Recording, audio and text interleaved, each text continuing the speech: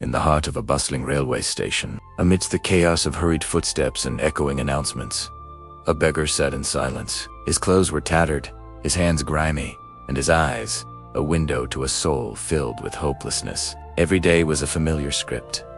Stretch out a hand, wait for a few coins, and survive just one more day. That was his world. A bleak cycle of asking and barely receiving. One morning, his gaze fell upon a man stepping onto the platform. He was tall, confident, dressed in a sharp suit. He must be rich, the beggar thought. If I ask him, surely he'll give me something substantial. Mustering all his courage, he approached the man. His voice a near whisper, "Sir, please help me." The businessman stopped and looked down at him, not with the usual annoyance or pity, but with a look of genuine curiosity. "Tell me," he asked, "do you always take from others? Have you ever given anything to anyone?" The beggar was stunned. No one had ever asked him such a question. He stammered, "Sir, I'm just a beggar. I have nothing to give." The businessman offered a calm smile. "If you truly believe you have nothing to give," he said gently, "then you also have no right to ask for anything. Life is a constant exchange, not a one-way street of begging. If you can offer something, I will gladly give you something in return. But if you have nothing to offer, then I cannot give you anything either." With that, he boarded his train and was gone, leaving the beggar frozen on the platform. Those words echoed in the beggar's mind, striking a chord deep within him. He sat in silence for hours, replaying the conversation over and over. If you believe you have nothing to give. For the very first time in his life, he began to question not his circumstances, but himself.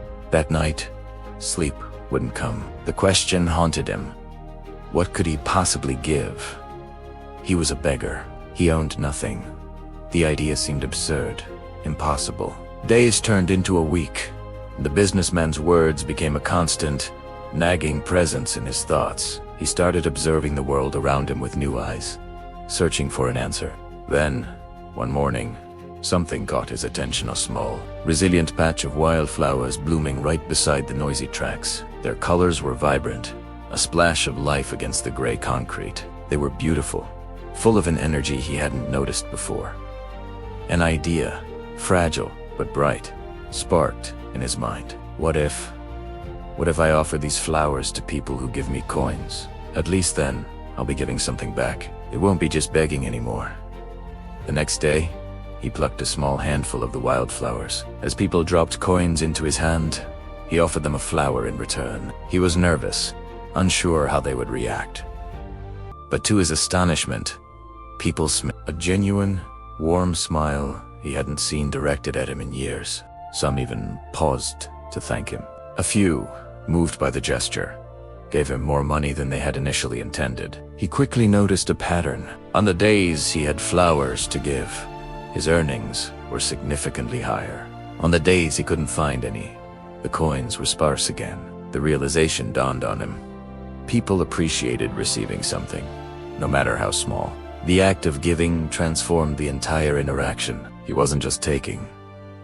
He was participating in an exchange. One day he saw him again, the same businessman, standing on the platform. A jolt of excitement ran through him. This time, there was no hesitation. He rushed forward, a bright bouquet of flowers in his hand. "Sir," he called out, his voice clear and confident.